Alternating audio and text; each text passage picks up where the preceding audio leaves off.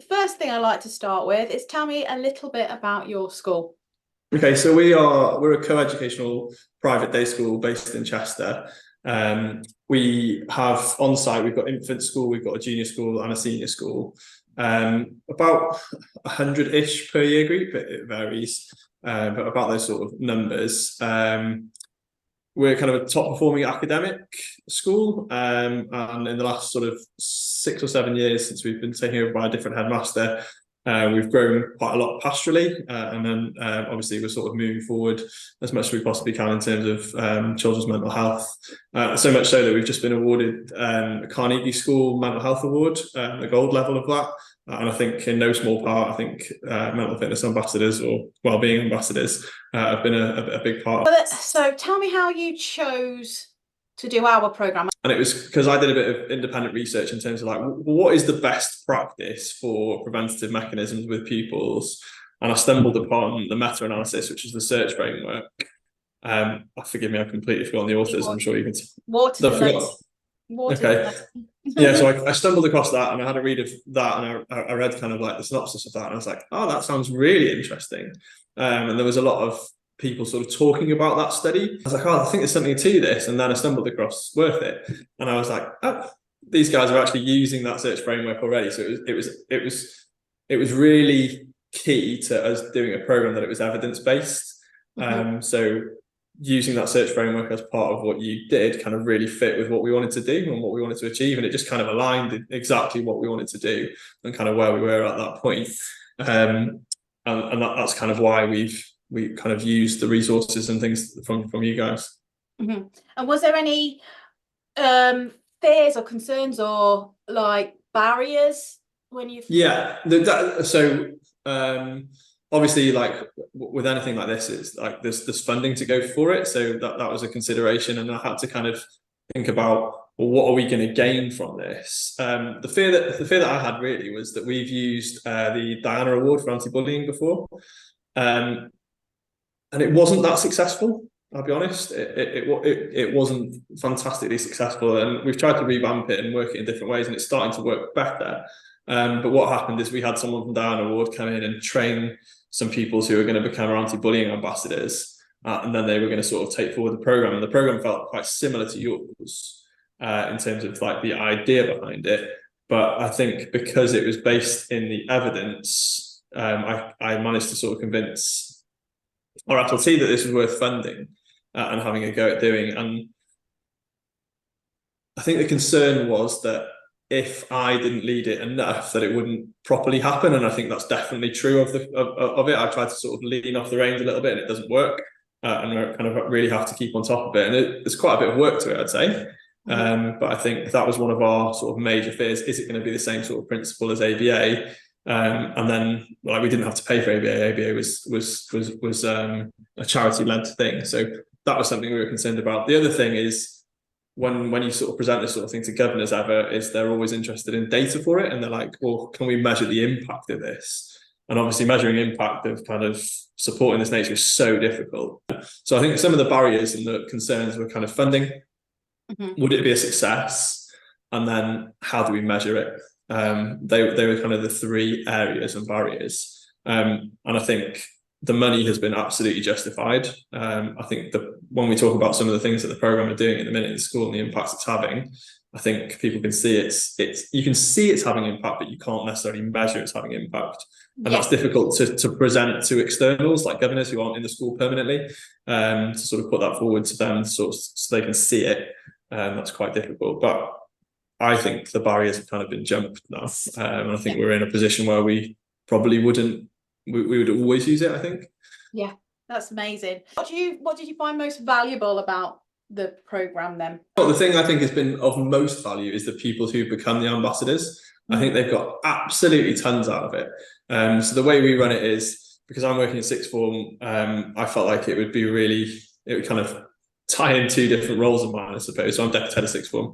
If I were able to use sixth formers for that purpose, it kind of allow me, because I'm with them all of the time anyway, it kind of gives me opportunity to work with them quite well. So we use lower six and upper six, and I think the amount that they get from it in terms of leadership is huge, because the way we work it is that we've built a developmental plan based upon the search frameworks, and we will have weekly meetings together as a mental fitness ambassador, or fortnightly meetings, because I meet our leads of MFA once a week, and then the next week what we'll do is we'll have a group meeting, and they like provide status reports of where they're up to and what they're doing. They literally go and lead it all independently. How's it worked then, having the 3 years? I think one of the things I thought it was going to be when we brought it in, is I thought one of their major roles, even though it kind of says not this in your paperwork, I thought one of their major roles would be that they might be a person that other pupils would come and speak to. Mm-hmm. So what we did at the beginning is we set up a button on our kind of VLE whereby pupils can press it, like they can press and self-refer for a counsellor, they could press and self-refer for an MFA. So they would press the button and it would say, kind of, who are you, what's up, how serious is it, and who would you like to speak to? Would you like a Zoom call with an MFA? Would you like to chat to them? Would you like an email conversation? Do you want to speak to a trained mental health first aider who's a teacher? Do you have anyone in particular you'd want to talk to? All of those different options. And I kind of thought that would be their main role at first. Yeah. And that we still have that as in position. That's still one of the things that we do, but I would say that is probably 5% of their role. Most of their role is around all of the preventative mechanisms. Even though they're in our tiered intervention system, the preventative stuff comes first. Then they are there as an MFA button, and then we have like pastoral leaders, and then we have we've got a mental health wellbeing nurse in school now, and then we've got access to counsellor and then access to external agencies. But I thought that they were going to be that first line of defence, not being as preventative, but being kind of someone that people come and speak to about fairly minor things. We gave them really clear guidance about it. Like if someone divulges to you that they're contemplating suicide, that's not for you to deal with. If someone comes to you and says, I've fallen out with a few of my mates and I'm feeling a bit flat, that's something you can absolutely have a conversation around. And then what we did as well is we paired those up with teachers. So if at any point they were having a conversation with the pupil, they'd have to liaise with the teacher about what the content of that conversation was, just so we can make sure we're keeping them safe and the people that who've invested in them safe. Bullet points like confidence and friendships, or basic overview of the exactly, things like fairly low-key things, but things that absolutely peers can support with. And that system still works. I'd say it's mainly invested by sort of year 7 and year 8 pupils, who then speak to the upper 6, but it's nowhere near what I thought it would be in terms of the volume of numbers. That's interesting, isn't it? I think a lot of people think that ambassadors should be more like peer mentors, and I know you know that I've got ethical issues around this, and you can understand why now, can't you? As well. But so they don't, is it that they don't need that now? Now the ambassadors have done much more work around culture. It sounds like they're transforming the culture and ethos a lot more. Yeah, I think that's kind of, I think that's one thing that's definitely changed. I don't know, because I think our numbers in terms of people that I think bringing in our mental health nurse is taking numbers away from our counsellor. I think that's kind of a layer that's in there. I think our numbers are fairly similar to those positions. So from measuring it, it's difficult to say. I suppose some of the things that we're doing in terms of the preventative mechanisms, you could argue that hopefully the reason they're not pressing that button as frequently is because of that. But I think we've pushed that less this year than we have done previously. We still make it aware, so like at least once a year we'll relaunch that button so people know, and that normally then encompasses in a few people pressing that button at that point, because when you raise awareness, people go, oh yeah, that's a good idea. I couldn't say for sure what the real reason is as to why it's being pressed less frequently. But I think it's just because we're pushing less on that and more on the preventative stuff that we're trying to do as much as possible. So talk to me in general. So you've got your small group of cohorts that are doing one-to-ones when they're requested, usually year 7 or year 8, that a bit normally stuff and struggling with transition. Yeah, a lot of friendship things, issue. Or like, I don't know, got in trouble at home and are kind of worried about consequences or anything like that. Yeah, those are the main sort of things. Yeah, and then you've got your pop-up juice club for girls, of younger ones who want that older role. It sounds like that older, wiser role. So I just love that. And then you've got your campaigning and your anti-stigma and your peer sharing of self-help strategies for. Yeah, I'd say that's probably the lion's share of what they do. Yeah. I think they do a lot of that, and we do a lot of that via, like I said, they started pushing it in social media. They do posters, they go into form times at different points. They survey pupils and ask them kind of what they think about different things. So a lot of what we do is around that. We had the search framework as our pillars, but then we added PR at the bottom of it. And I think the PR on our developmental plan is probably one of the biggest areas, really. Like the marketing of it. Marketing, yeah, public relations, that kind of element of things, I suppose. Like we think about it from that perspective, because one of the things this new cohort that are coming through now, because the F6 have left, they've kind of taken over. They, like I said, they brought the branding in line kind of thing, and they want to produce kind of a modern newsletter whereby we have our little character's called Monty. They want to put in a what would Monty do section, kind of like an agony aunt section almost, yeah. But what we didn't want to do is kind of have anonymous letters coming in from pupils that we would then be safeguarding concerns. So we're thinking about sort of generating some from within our own experiences, and then running like a little what would Monty do workshop in the art gallery that we've got on the way down to lunch, kind of having MFAs in there and sort of proposing like, this is a scenario, what would you do if you were in this scenario? Just pushing that to people. And then if people come and partake, then they're going to get themselves a little Monty badge, which year 7 and year 8 are go crazy for. So how are you using the original, because your program's evolved now quite a lot. So how are you using the original program materials? So that's our that is the basis of our training every September. That's where it originates. So like the bricks and barriers activity that's in there, kind of like the one about I can't remember what it's called, the bucket with the water filling up to the different level. The stress bin. The stress pit, talking about that, about the stress curve and like eustress and positive stress and kind of falling away from that and all those sorts of things. We use all of that as that's our training day. So we advertise it pretty much as soon as we come back, and we do that just to sixth form now.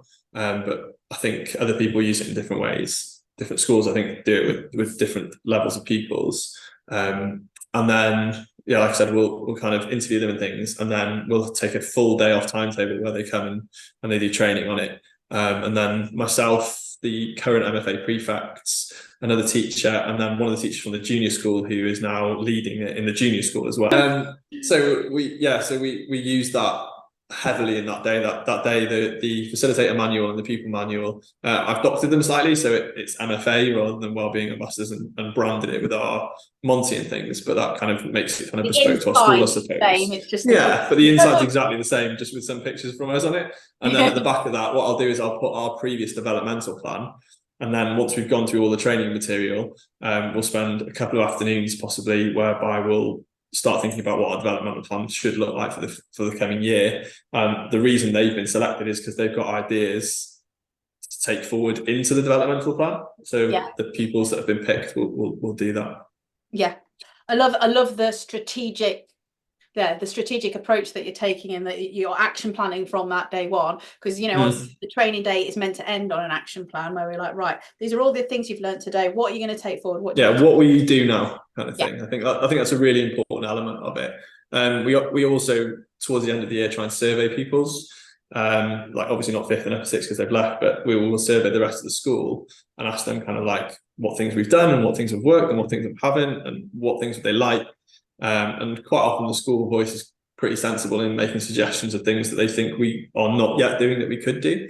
And then we bring that forward as part of those developmental afternoons where they sort of strategically plan what things are going to look like. You've got some really good feedback loops going on there, haven't you, as well? Yeah, I think so. Tracking the impact, you are, because otherwise, like, they wouldn't notice things are different if they couldn't feedback. No, that is true.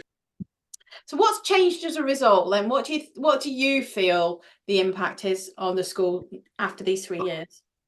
I think it's far more normal for us to talk about mental health. I think that's a big thing. Some of the things that we're doing is like we're tracking now kind of participation in terms of extracurricular and trying to push for pupils to do that as much as possible. That's a big mantra within the school. So I think that's pretty standard now. I think most pupils will do 2 activities or more. And we talk about the importance of that. I think just I honestly think the major thing is that people are more happy to talk about it.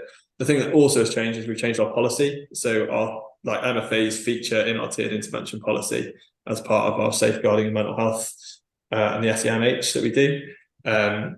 So we, like I said, we put that preventative element in. They can push a button, and then it goes to kind of heads of houses and pastoral leads, and then it goes to our mental health nurse, and then it goes to a counsellor and then external agencies. So they are built into our processes. So I think that's a fairly big shift in terms of how we're operating. Yeah, you're not seeing it as a bolt-on. No, it's definitely. I mean, they are. I talk to them about them being our first line of defence, and our first line of defence is prevention. So that's how we focus it. They're the big changes. I think there's still stigma around it, but I think that's a national thing. I don't think that's kind of a school-wide thing. I think pupils, there's definitely pupils are worried about the stigma associated with it if it's happening to them. So pupils that might access our mental health nurse or counsellor, for example, would be like, well, will other people know? Yeah. And we're like, well, no, it's absolutely confidential, no one would. And we kind of have it kind of off-site and things so people can do it privately. But I don't think that stigma's quite gone yet. It's one of the things that we want to tackle as much as possible, just raising normality of it, I suppose. I think staff are definitely aware of MFAs and kind of their importance because they go in and deliver so many sessions, do so many assemblies. So they did an assembly on Monday just talking about exam stress a little bit. The kind of when it does flop a bit in schools, it's when they've not got buy-in from all the staff, or not all the staff realise the significance of it, or just seeing it as an extra thing. They know it's not the embedded integral. That's, I think, key to your successes. You've trusted the students to let it evolve over time, and that it's become embedded in your school strategy, and that it's of your offering around mental health and wellbeing. Yeah, I think you could go and ask any member of staff who they were, what they did. One of the things we do at the start of term is kind of like, as part of safeguarding, we publish like photos of like the safeguarding leads and stuff, and that goes in all the form rooms and things like that, and all the people who are first aiders and all the people who are mental health first aiders on site, but also all the MFAs, all their posters go up as well, all their pictures go up. So sort of familiarising themselves as much as possible. They all wear these little badges. So all the MFAs wear these badges. We launched a competition to design the logo, and we put out a competition across the school to design it. And then one of the boys who's currently in our 5th year designed Monty. And then one of our MFAs who is in year 13 at the minute, she designed sort of more of them. And then one of our new MFAs, who's kind of arty, has designed a load more of them so we can use them for different things. So there's one like in football kit, for example, and there's one carrying a pile of books, and there's one with a siren on its head just sweating and panicking.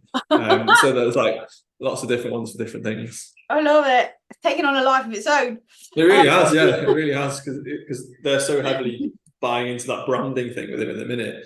And we're saying that what would Monty do, kind of thing. So there's a lot to it. Yeah, and it's becoming like this embedded language in the school, isn't it? Like that takes away that mental health stigma and makes it okay to ask for help earlier, which is the whole point. It's like we don't want students to have to need to go to the school nurse or the counsellor. We want them to become resilient and learn strategies to cope themselves, and then ask for help when they know that they don't have enough. Yeah, because we did a thing about it's okay not to be okay, but then we were like, well, it's fine to say that, but then what is okay? So we tried to sort of quantify what okay was, and we did some work on that a couple of years ago. We tried to sort of highlight the personal element of that a bit, and we did that a couple of years ago. I think it's something that's worth sort of reiterating, maybe. Yeah, and like, how do we help? Because you're using Search, which I will link. We'll put a diagram or a link to the video on Search, because we haven't actually said what the Search pillars are during this. But like, you're using a wellbeing framework that enables young people to flourish, like, rather than, which is I know why you chose it and what you're attracted to, rather than stopping people get ill. It's like helping them to flourish, and like is that enable young people to flourish. Yeah, because we kind of framed it in terms of thinking about it as fitness, like I said, but kind of like you would never go to the gym once and think you were fit. Yeah. So kind of like putting it from that sort of perspective in terms of mental health, you kind of have to work at it to make it remain steady. And I think what definitely was happening previously is people weren't thinking about it until it gets to the point where it's a problem. Yeah. So if we can get them thinking about it before it gets to the point it's a problem, when it's actually positive, Yeah. and they can recognize, because I think a lot of people have coping strategies and don't recognize they are coping strategies. Yeah. So then going, oh yeah, I do that when I'm stressed, and I didn't realize that's what I'm doing, and I'm doing it as a preventative thing. Yeah. And realizing what your own triggers are and what your kind of like what your fixes are is really important. So you're increasing people's range of strategies and their ability to know when to use them, I think. Yeah, exactly. Yeah, amazing. So what, I mean, I get the sense, Lee, that you've got a lot of like fulfillment out of running this project for the last 3 years. What have you got from it?